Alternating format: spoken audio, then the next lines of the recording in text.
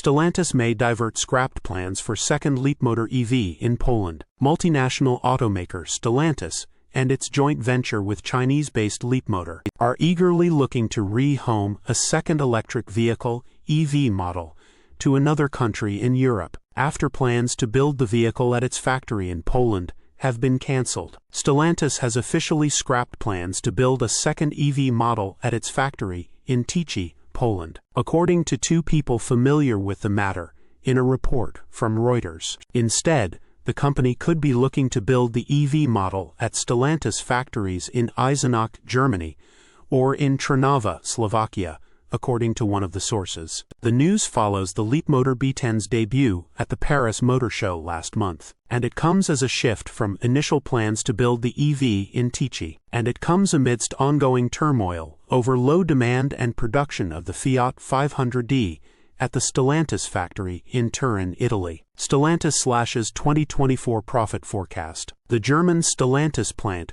currently produces the Opel models, while the Slovakia plant builds the B10 electric crossover, the Peugeot 208, and the Citroën C3 Picasso. The Tychy factory currently builds the Leapmotor T03 city car, as well as the gas version of the Fiat 500. Stellantis and Leapmotor declined requests to comment on the claims, and it comes after the European Union (EU) last month passed increased tariffs on EV imports from China, causing the Chinese government to file an official trade complaint with the World Trade Organization (WTO). The increased tariffs are in addition to the normal 10% import tax on foreign vehicles, and they officially took effect on October 30th. Although Germany, Slovakia, and 3 other EU members opposed said tariffs, Poland and 9 others supported import duties of up to 45% for certain Chinese automakers. Another 12 countries abstained from the vote to approve the tariffs. Source: